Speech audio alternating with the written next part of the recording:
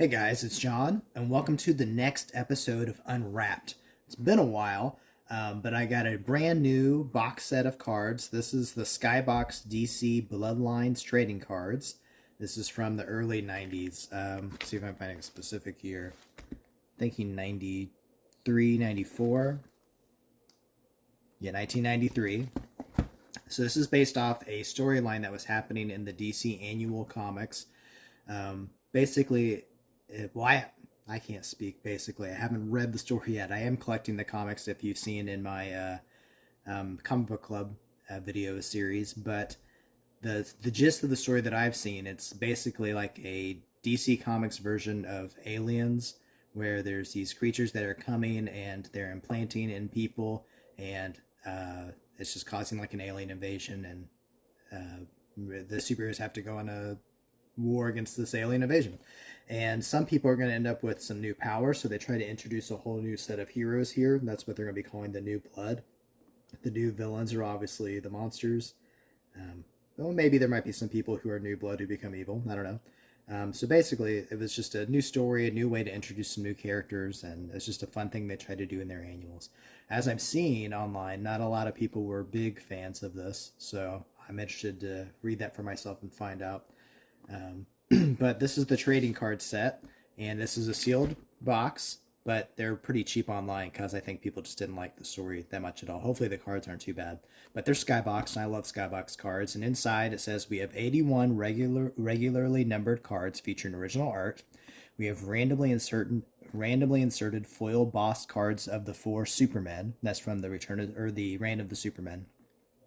There's a randomly inserted Superman exchange card. I don't know too much about that, but from what I've seen, I think it's like a card that you could like mail in or send out to exchange for a special edition card of Superman. And then there's 18 superpowered New Blood DC Comics characters. And it says the odds of finding a foil embossed Superman card is 1 out of every 18 packs. And the odds of finding Superman exchange cards are 1 out of 72 packs. So this is a whole box set. I'm not sure how much we have in here. Oh, we have 36 packs, and looks like there's 8 cards per pack. So we're gonna open this up and see what we get.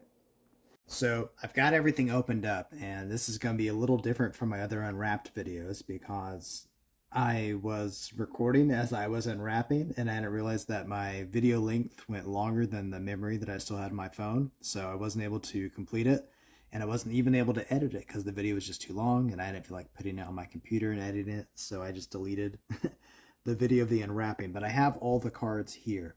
When I went through all 36 packages, ended up getting the entire base set plus 2 of the foil embossed cards. So let's get the exciting ones out of the way.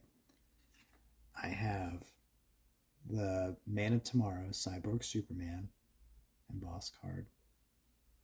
And also the Man of Steel embossed card. And these are awesome. It was pretty much like it said, 1 in 18 to get these, and they were worth the wait. And that says a lot for these cards because luckily the video does, or luckily or unluckily, that the original video of me unwrapping these, you didn't hear all the disappointment that kept coming out as I would find another package and package of stuff that I just couldn't relate to at all. So much of this was story cards, and that's great, but very few of it was actually characters that would resonate with a person who was looking for a DC comic story. It just the gist, not the gist, but like the overwhelming idea that was kind of pushed towards me just from finding the whole complete set of cards here is that they pushed so many new characters in this. There were so many New Blood characters, not too many of the parasites, but the New Blood. It was just so much, and like every card was just another New Blood person. And it's like, this, I think this would have been a lot better if this was like the DC superheroes dealing with this alien crisis. And I'm kind of hoping that the comic story is going to be more along those lines, but with just the amount of characters that I've seen in these cards, I don't know. It's going to be interesting. It's like, imagine opening up a whole new pack of basketball cards, or getting a whole box set of basketball cards, and it's a whole bunch of the developmental players. It's like, man, that's great, but like, give me somebody I know. So I'm gonna go through the base set here. It's 1 through 82, 81, and that includes the 2 checklist cards. So the over half of this is just the story, and then the back half we have the new blood characters, and then the parasite characters in the checklist. All right, and you'll see what I mean as far as like who we actually recognize here. So we have Deadly Genesis, Lobo Out for Blood, Lobo and Layla, Bad to the Bone, the Demon Seed's Arrival, the Man of Steel, Battle on the Edge, Glaunt's Abattoir, Flash and Argus, Race to Action, Linked in Blood, Blood Magic, Assault on the Innocent, Titans Clash, it's Gimmer or Jimmer's Primal Hunger, the Man of Tomorrow, to save her soul, Lysic's Blood Passion, Green Lantern and Nightblade, Nightblade's Retribution, Lionheart, Battleground Zero, Cry for Blood, Knights and Warriors,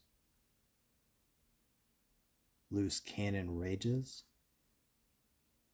The Last Son of Krypton,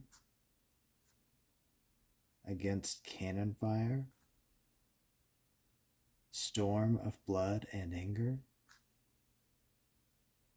Valor in a Jam, Jam Jams, Lust's Deadly Arrow, The Hook and Green Arrow, Lysic is Hooked, The Ray Unleashed,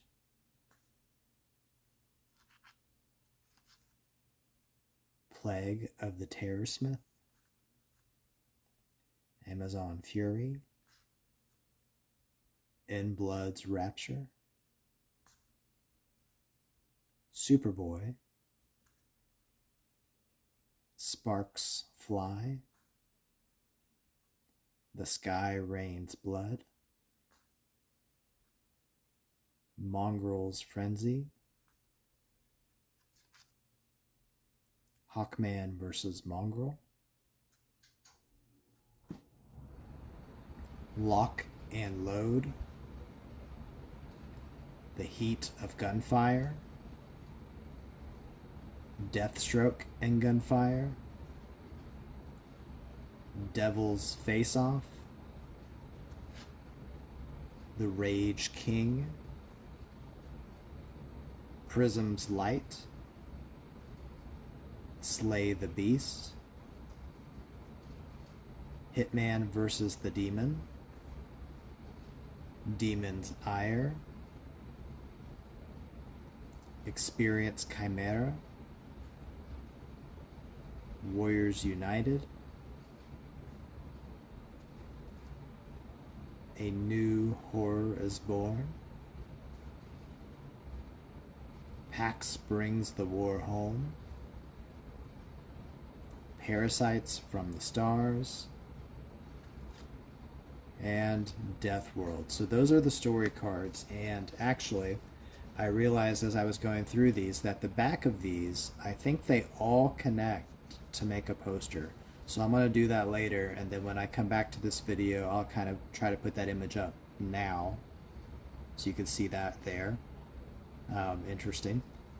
And of course I'm talking about that, having seen it now, but I've seen lots of the back of it. So we're seeing some kind of parasite image. And then the next set of cards, all this red, are new characters. These are the new blood. And this is just from the base set. I have it went from the packages that I had enough to make 2 complete base sets and still a whole bunch of doubles. And almost every single card we got was mostly these new characters. I know when I was going through this, they probably it wasn't too bad. I saw some DC characters in there, but they were so few and far between. It was driving me crazy. So I was almost like thirsting for somebody I knew. I'm like just being in the desert for water. So quickly going through these new blood characters, we have Layla, Edge, Argus, Anima, Myriad, Nightblade, Lionheart, Loose Cannon, Jam, The Hook,